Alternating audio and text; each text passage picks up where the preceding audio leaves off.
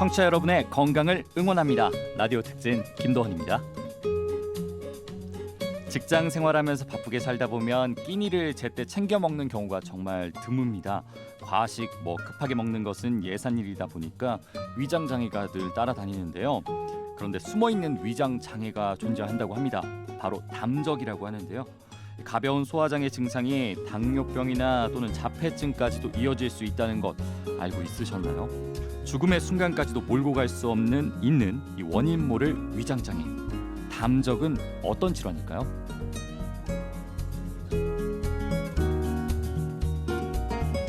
네, 라디오 특진 오늘은 라디오 특진의 터줏대감 한의사 장하정 원장님과 함께하겠습니다. 원장님 안녕하세요. 네, 안녕하세요. 네, 우리가 오늘 이제 담적에 대해서 알아봐야 되는데 그 전에 먼저 이제 쓰는 말이 있잖아요. 네. 비위를 상하게 한다. 이런 말들 많이 그렇죠. 하는데 예. 우리 인체 부분을 뜻하는 말이라면서요. 네, 그렇습니다. 이 우리 몸은 이제 오장육부로 되어 있다는 말을 많이들 합니다. 이 오장육부는 이제 한의학에서 인체 내부의 장기를 말하는데요. 오장이라 하는 것은 이 간장, 심장, 비장, 폐장, 신장에 말하는 것이고요. 육부는 이 우리 몸에서 그 대장, 소장, 쓸개, 방광, 위, 삼초 등을 말하는 것입니다. 그렇게 해서 이 중에서 오장 중에서는 비장을, 그리고 육부 중에서는 위장을 함께해서 이 비위라고 하게 됩니다. 그래서 따라서 이 비위의 기능이 좋지 못하면 기억과 사고 문제, 사회 활동에 이제 문제가 생기게 되고, 지나친 생각은 이 비위의 기운을 뭉치게 해 기능을 떨어뜨립니다. 우리가 평소 생각이나 이 고민을 너무 깊이 하면 입맛이 없고 이 소화가 잘 안 되는 것은 이러한 이유 때문입니다. 네. 이 과유불급이라는 말이 있듯이 생각도 지나치면 이 비위를 상하게 돼 소화 기능이 떨어지고 결국 몸도 상하게 됩니다. 그러니까 말이죠. 이렇게 깨알 같은 정보 알려주셔서 감사한데 사실 이게 우리가 위장장애 같은 경우를 정말 많은 직장인분들이 겪잖아요. 네네. 그 중에서 이제 증상이 정말 위험한 게 담적이라고 갑자기 나왔는데 예. 이 담적은 어떤 질환인 거예요? 네. 이 담적의 담은 이제 한의학에서 말할 때 노폐물을 의미하고요. 이 적은 이제 쌓여 있다는 것을 말합니다. 그래서 이제 노폐물이 유벽에 이 쌓인 것이 바로 담적입니다. 이 노폐물이 위장병에 오랫동안 정체되어 있을 경우 위장 운동을 방해하여서 이 소화 기능을 저하시키는데요. 이 오랜 소화 장애를 겪고 있는 분들은 위가 이 딱딱하게 굳어진 것을 자각하게 되는데 여러 검사상으로 뚜렷한 결과가 나오지 않기 때문에 치료 방법을 찾지 못하는 경우가 많습니다. 네. 그렇군요.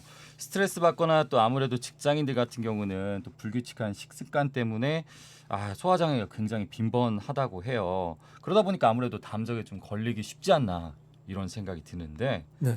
문제는 이게 또 위 내시경 검사 이런 걸로는 발견이 안 된다면서요. 네네. 이 노폐물이 위장벽에 이 정체되어 있는 만성 소화 장애를 이야기하며 위장이 딱딱해지는데 이 내시경 검사는 소화기관 점막 표면을 소형 카메라로 이 관찰하는 것이기 때문에 내시경 검사상으로는 이상이 없거나 단순 위염으로 진단받는 경우가 많습니다. 식후에 직장인들 같은 경우는 또 커피 한 잔 그렇죠. 네. 이게 일종의 소확행인데 예. 독이 된다고 들었어요. 예. 어떤 이유에서죠? 네. 커피에는 많은 카페인이 있기 때문에 유산 분비를 촉진하여 이 속쓰림 증상을 야기할 수 있습니다. 이 탄산음료나 커피 그리고 담배 등의 기호식품은 가급적 피하시는 게 좋겠습니다. 소화가 안 되면은 네. 이상하게 배가 아파야 되는데 네. 머리가 아프고 어깨가 결릴 때가 있더라고요. 예. 이건 왜인가요? 네. 이 담적병의 특징은 소화기 증상뿐만 아니라 이 전신 증상도 함께 나타나게 됩니다.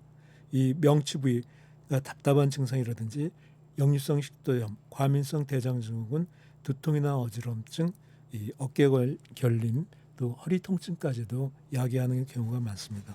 네, 이렇게까지 소화가 안 되면은 전신이 예. 다 아프다고 하는데 네. 그럼에도 이제 커피를 포기 못 하시겠다는 청취자분들도 있습니다. 그러면서 드는 게 디카페인 아시죠? 네. 카페인 안 들어가 그렇죠. 있는 거. 이 커피는 괜찮냐고 물어볼 것 같은데 어떤가요? 네. 위장 질환이 있거나 속쓰림, 유산 역류 증상을 자주 겪는 사람은 이 커피를 마시지 않거나 카페인이 없는 커피를 마시는 게 좋겠습니다. 이 커피 대신에 위에 부담이 없는 생강차, 쑥차, 민들레차, 이 대추차 등이 좋겠습니다. 그러니까 디카페인 커피는 괜찮다는 말씀이시네요. 예, 그러죠.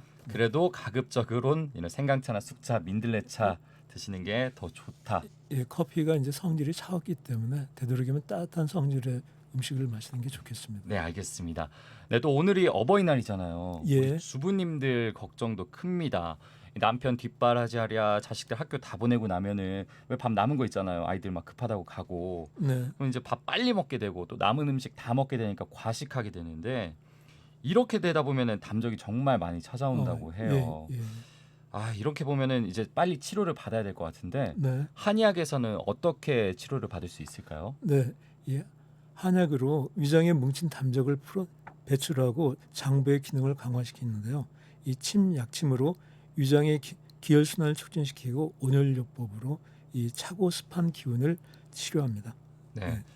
무엇보다도 이런 것도 문제지만은 평소에 이런 밥이라든지 이런 것들 뭐 물에 말아서 급하게 먹거나 이런 것들 네. 다 지양하시는 것도 중요할 것 같습니다.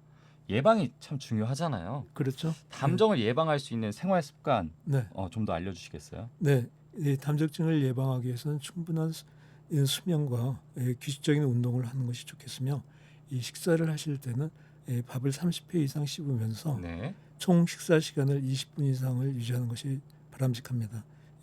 유제품처럼 소화가 어려운 음식을 주의하시고 기름기가 많은 고기나 이 튀김류, 주류 등은 삼가는 것이 좋겠습니다.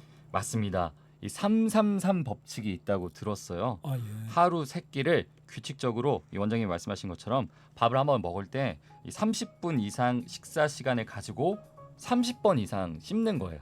밥을 한번 넣으면은 네. 이걸 이제 333 법칙이라고 하는데 정말 간단한 것 같아요. 가벼운 소화 질환이라고 여기기보다 내 몸이 주는 이상 신호라고 생각을 가지시고 제때 치료받으시길 바라겠습니다. 오늘 한 내용을 다시 보고 싶으신 분들은 언제나 너튜브에서 라디오 특진 또는 장하정 원장을 검색해 주시길 바랍니다. 네, 지금까지 튼튼마디 한의원 한의학 박사 장하정 원장님과 함께했습니다. 오늘 말씀 고맙습니다. 네, 감사합니다.